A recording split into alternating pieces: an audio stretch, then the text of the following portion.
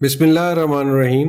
हकायत रूमी पुख्ता ईमान। हजरत अंस रजी अल्लाह ताला अन्हो के मेहमान खाने में चंद मेहमानों ने खाना खाया। खाना खा चुकने के बाद हजरत अंस रजी अल्लाह ताला अन्हो ने देखा कि दस्तरखान शोरबे वगैरह के लग जाने से जर्द फाम हो गया है। आपने खादमा को बुलाया और उसे दस्तरखान देकर फरमाया कि इसको जलते हुए तंदूर में डाल दो। खादमा ने हस्बे हुक्म ऐसा ही किया। जुमला मेहमानों को हैरत हुई और दस्तरखान के जलने और उससे धुआं उठने का इंतजार करने लगे, लेकिन वो ये देखकर हैरान रह गए कि आग ने दस्तरखान को छुआ तक नहीं। खादमा ने उसे सही सलामत तंदूर से निकाला।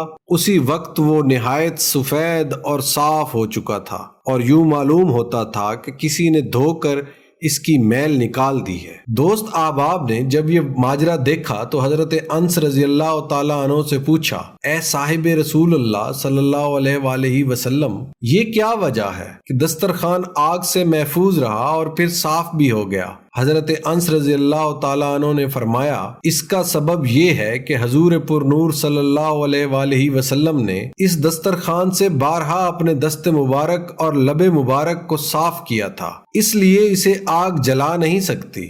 मौलाना रूम अलैहि रहमत फरमाते हैं, ए दिल, अगर तुझे आतिशे दोज़ख से निजात पाने की फिक्र है तो रसूल अल्लाह सल्लल्लाहु अलैहि वसल्लम का कुर्ब हासिल कर। जब आपके दस्ते मुबारक लगने से बेजान चीज को जलने से बचा लिया गया तो जो आप सल्लल्लाहु अलैहि वसल्लम का आशिक ज़ार होगा, जिसकी आप सल्लल्लाहु अलैहि वसल्लम से निस्बत होगी, वो कैसे जलेगा? फिर मेहमानों ने खादमा से पूछा कि तूने बिला तामिल हजरत अंस रज़ियल्लाहु ताला अन्हो के कहने पर बगैर सोचे समझे दस्तरखान को आग में डाल दिया, क्या तू डरी नहीं कि इतना कीमती दस्तरखान जल जाएगा? उसने जवाब दिया, मैं हुक्म की गुलाम हूँ और मुझे ये यकीन है कि आप रज़ियल्लाहु ताला अन्हो जो हुक्म फरमाएंगे वो नुकसान रसा न होगा। मौलाना रूम अलैहि रहमत फरमाते हैं कि वो शख्स जिसका दिल जहन्नुम की आग और अजाब से खौफजदा हो, उसको चाहिए कि ऐसे मुबारक हाथों और लबों के करीब हो जाए जिनका